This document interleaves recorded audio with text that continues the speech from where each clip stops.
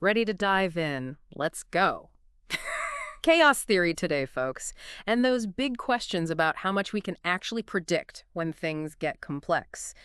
We've got research here from Seoul National University, a whole stack of it actually from the past few years, and it really pokes at some of the assumptions we tend to make.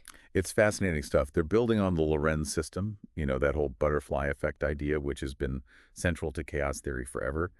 But these researchers, they really pushed it further. Right. Everyone loves the butterfly effect, right? Yep. Daddy butterfly flaps its wings in, say, Brazil, and weeks later, boom, tornado in Texas.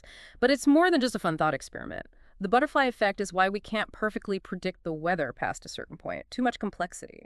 And that's where this research throws a curveball. What if we make systems even more complex? Does that help or hurt predictions? Think of it like this. The Lorenz system is like watching an old TV. Kind of fuzzy, you get the gist, but not super sharp. These researchers went high def, way more detail. Okay, so how do you even DO that? I make a system more complex, I mean. Are we talking supercomputers here? You got it. Simulations are key. They created these higher dimensional Lorenz systems. So the original was three-dimensional. They made some that were 3n and 3n plus 2 dimensions, way more data points. Cranking up the detail makes sense. But the big question is, did it make the predictions better? That's where it gets wild. They found that predictability doesn't just go down neatly as you add complexity. It goes up and down, kind of like driving on a winding road. Sometimes you can see far ahead. Other times it's blind curves. Hold on, so more detail sometimes helped, sometimes made it worse? That just feels wrong, doesn't it? Exactly. And this is where their valley of uncertainty comes in. Yeah. Imagine you're making a weather model. More details should mean better forecasts, right?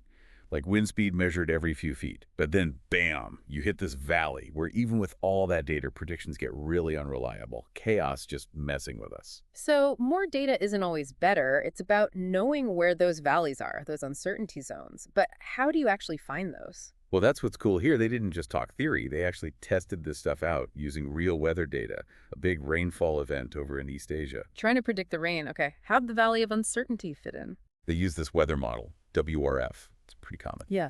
And they wanted to see what happened when they made its vertical resolution better. So basically, adding more layers to the atmosphere in the model, you'd figure more layers, better predictions, right? Seems logical. But, just like those Lorenz systems before, predictability didn't just climb smoothly. More layers, they hit those valleys again, those spots where predictions went downhill, even with more info. So even with our fancy tech, can't escape those limits, huh? It's looking that way. And get this, they even found that some places just naturally had shorter prediction times, like mountainous areas, tricky terrain. It's like the landscape itself makes things harder. Makes you think twice about trusting those weather apps, huh?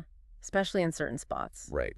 We check the forecast constantly, but we don't often think about how complicated that really is. Not just weather apps either, right? This is anything we try to model that's complex. Finance, climate, even just predicting traffic, trying to outsmart chaos. Always a gamble. And part of that is knowing what our models can't do.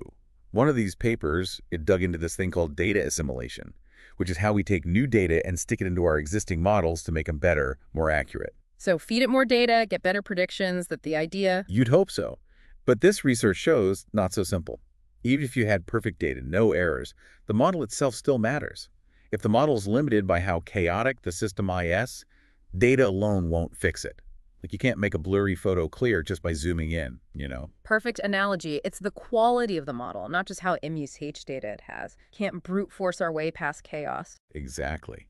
This research is telling us we got to move past this idea that more data equals better predictions automatically.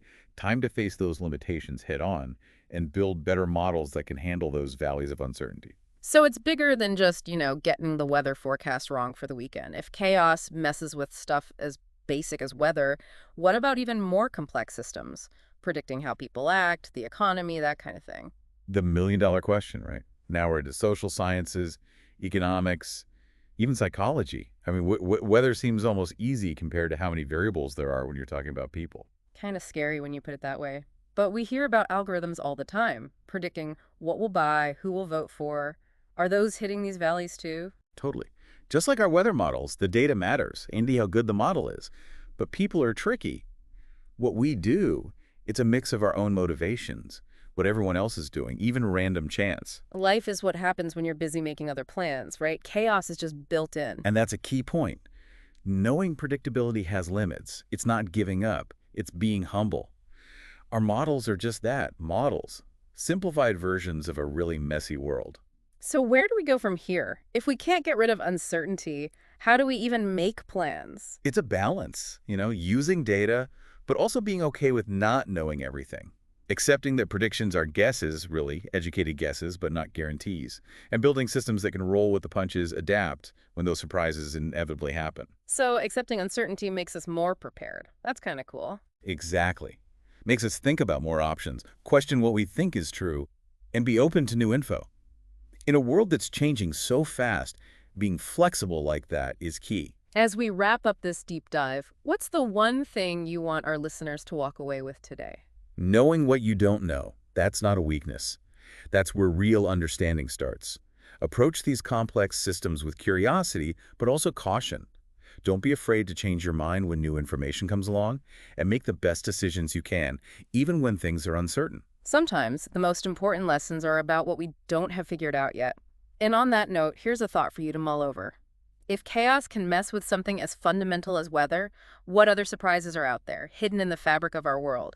Keep exploring, keep asking questions, and until next time, stay curious.